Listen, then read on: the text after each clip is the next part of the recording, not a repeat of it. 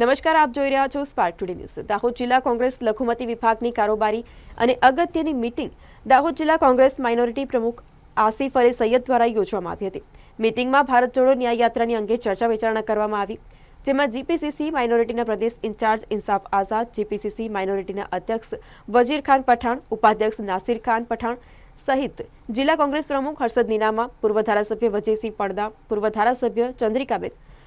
ઉપસ્થિત રહ્યા હતા। દાહોદ જિલ્લા શહેર તાલુકા કોંગ્રેસના પ્રમુખ, સમિતિના દરેક હોદ્દેદારો, પૂર્વ સાંસદ સભ્યો, પૂર્વ ધારાસભ્યો, જિલ્લા પંચાયતના સદસ્યો, તાલુકા પંચાયતના સભ્યો, સરપંચ, દાહોદ નગરપાલિકાના સભ્યો,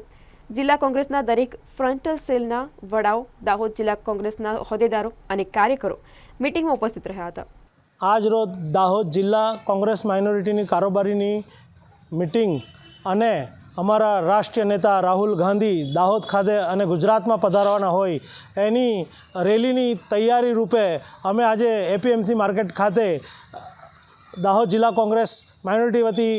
મિટિંગનું આયોજન કરેલું હતું। એ મિટિંગની અંદર દાહોદમાં જ્યાં રાહુલજી ફરવાના છે એનું રૂટ નક્કી કરવામાં આવ્યું હતું અને આ મિટિંગની અંદર અમારા રાષ્ટ્રીય નેતા ઇન્સાફ અલી આઝાદ સાહેબ,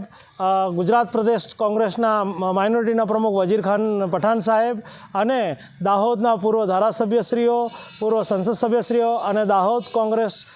જિલ્લા કોંગ્રેસ સમિતિના પ્રમુખ હર્ષદભાઈ નીનામા અને માઇનોરિટીની દાહોદ જિલ્લાની તાલુકા અને શહેર પ્રમુખો અને હોદ્દેદારો સર્વે હાજર રહ્યા હતા અને આ મિટિંગની અંદર કાઉન્સિલરો પણ, અમારા દાહોદ નગરપાલિકાના કાઉન્સિલરો પણ હાજર રહ્યા હતા। આસિફ સૈયદ, દાહોદ જિલ્લા કોંગ્રેસ માઇનોરિટી પ્રમુખ।